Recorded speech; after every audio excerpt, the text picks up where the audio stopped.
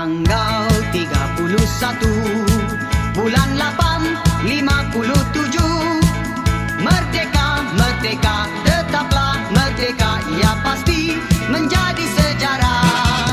Tanggal 31 bulan 8 57. Hari yang mulia, hari bahagia, sambut dengan jiwa yang merdeka.